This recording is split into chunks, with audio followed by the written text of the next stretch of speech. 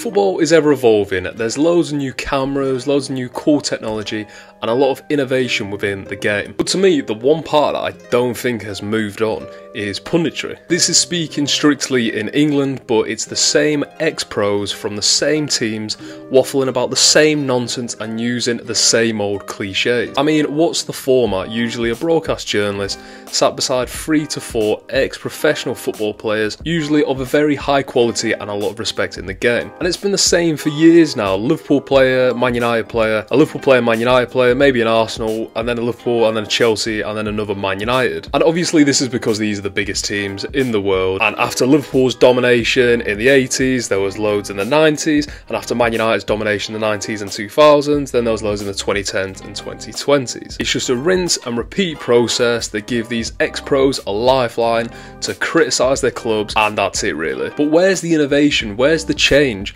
All football is progressing by the day, and I know a lot of people are mad about that, but I genuinely think, especially Sky Sports, it's regression. It is going backwards because it doesn't seem like they're trying anything new. Soccer Saturday is a big one. Soccer Saturday used to have a star-studded cast with Jeff Stelling, Charlie Nicholas, Phil Thompson, Chris Kamara, Matt Letizia, and more guest hosts who would come in every now and again. And it was brilliant. It was the best thing to watch on TV at the time. And despite especially Matt Letizia using a lot of things to push his agenda out to the wider public, just my opinion, I think a lot of them were dismissed unfairly. I know Jeff Stelling and a few more stayed on a bit longer, but it completely lost its way because it was about the chemistry that all of the panel had with each other. Now Soccer Saturday just is not as big as a thing.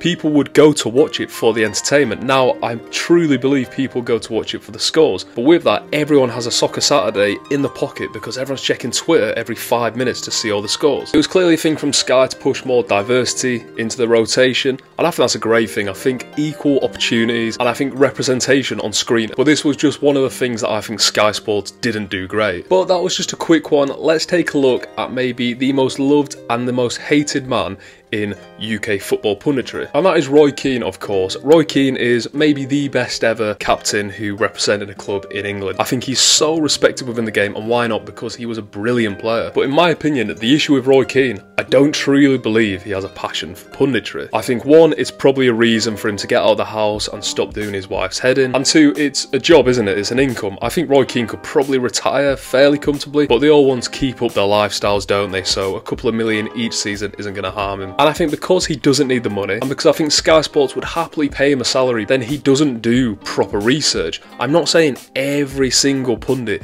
needs to be really analytical, talk about XG for 90 minutes, but I truly don't think that he researches the game that he's watching. I don't think he comes prepared, and I think he genuinely just says what's on the top of his mind. But unfortunately with that, Roy Keane is a hugely negative person, and therefore 99% of it is criticism. They weren't good enough, they didn't track back enough, they didn't want it enough, and they weren't good enough. Well, basically all what Roy Keane says, and then you get the odd analytical point from him. And people gobble this up. And you know what? If you like Roy Keane, fair play to you. He's a great personality, but he's become more of a pantomime villain now instead of a pundit, because when I'm watching Sky Sports at half-time or after the game, I do want to see people discuss the game properly.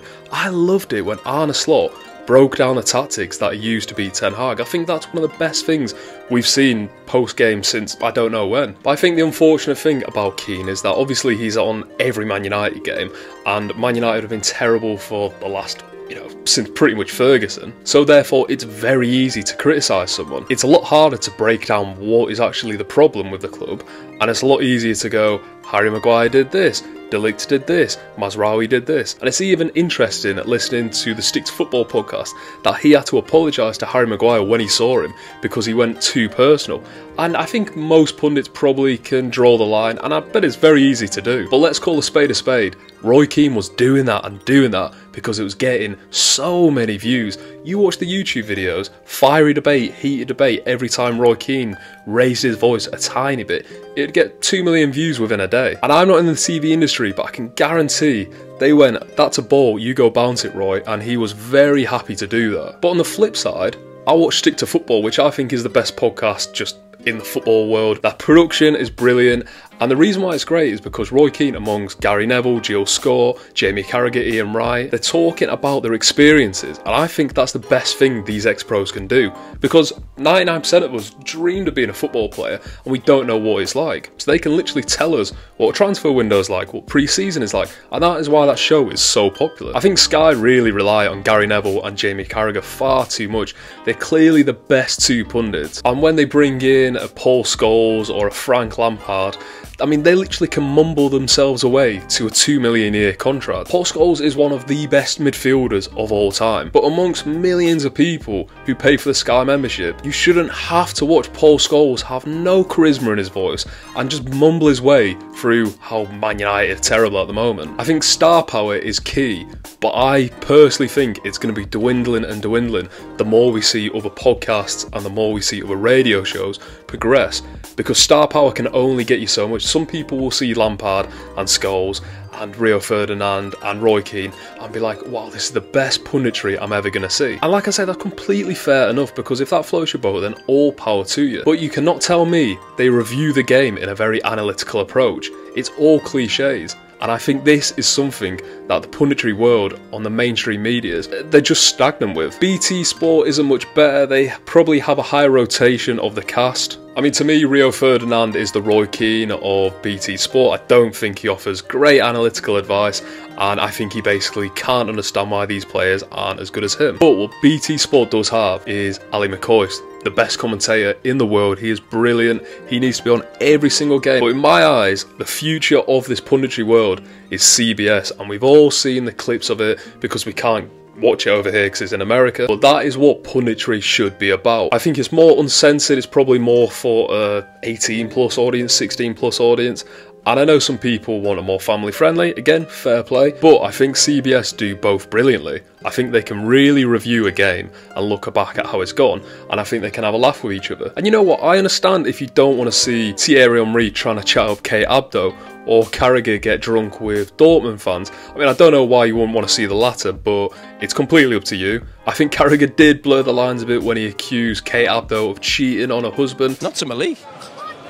What? You could see it in his face, he had instant regret, and I think he started to lose in touch. He was actually still doing a job. But regardless of that, I still think the show does great analysis. One of the best things I've seen over the last few years was Thierry Henry breaking down Kylian Mbappe and how he scored a goal in the Champions League. Because let's face it, Kylian Mbappe is the Thierry Henry regen. Because I don't think it's too much to ask to want to watch Roy Keane break down Man United's midfield, but in quite an in-depth way. He's one of the best midfielders we're ever going to see. He's one of the most knowledgeable football players we're ever going to see. So surely he could look at Casemiro and go, he's out of position there. He's not communicating to his defence enough there. Instead of just constantly saying, he doesn't want it, the mentality isn't there. One thing I think is brilliant about CBS is that they have the same cast pretty much every single time they record together. Obviously with Sky and BT, they normally rotate. When Brighton are playing, they might get Bobby Zamora out, or if Fulham are playing, they might get Steve Sidwell out. And I think this is good because it gives clubs the chance to see some of their ex-pros speak about the game,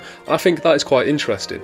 However, the chemistry isn't there because I know probably all these guys know each other, but they're not professionally working with each other in a punditry sense every single week.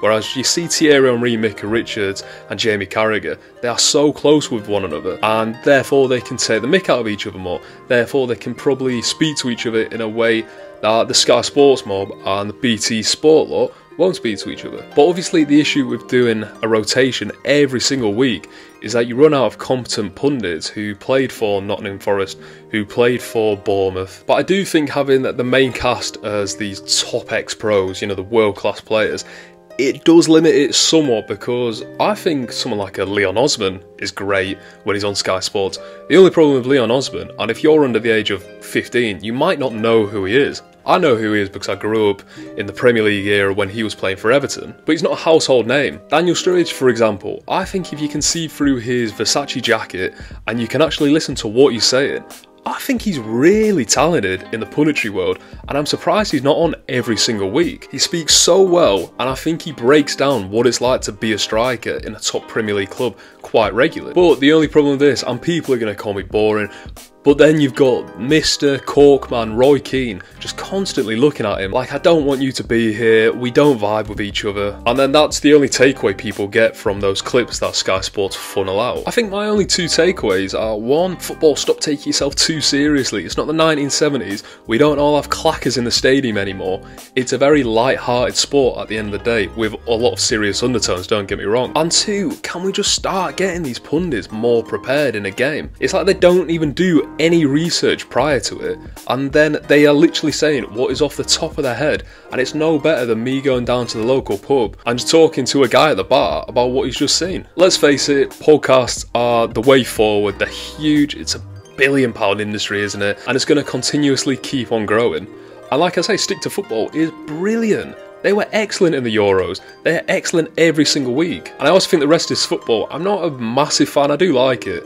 But in the Euros, they were brilliant. And that is the punditry that I want to see from these ex-pros. Micah Richard has come on leaps and bounds from essentially being the laughingstock, the jester at the start of it. Now I think he's so accomplished, and I think he's going to be on the shortlist for the match of the day replacement. But I don't know, I still feel just something has to progress. I feel like when I was a kid in the 2000s, it literally has not changed at all. In fact, I think it has got worse. It's amazing when you get, I don't always think it should be journalists, but I think James Horncastle, he's from The Athletic, I think he does quite a lot of Italian football. I remember when he got on to speak about Atalanta before the Liverpool game last season, and everyone was blown away to all his knowledge. But in fact, he was just a well-read person about the Italian league. He wasn't a guru. But it's because all of the constant punditry we get has little to no knowledge about teams other than the top six, and we're all thinking it's the best thing we've ever seen. The bar is set so low in England, and surely someone has to bring it up soon. But let me know what you think. Let me know what you think about punditry. Maybe I'm wrong. Maybe you like all these ex-pros. That's completely fair enough. I can see the appeal. It's just not for me, and I think when we are seeing these ex-pros on podcasts being more themselves, being more analytical, then I think it makes you want more on these mainstream TV channels like Sky and BT. But if you can leave a like, if you leave a comment, like I say, let me know what you think. But thanks for watching.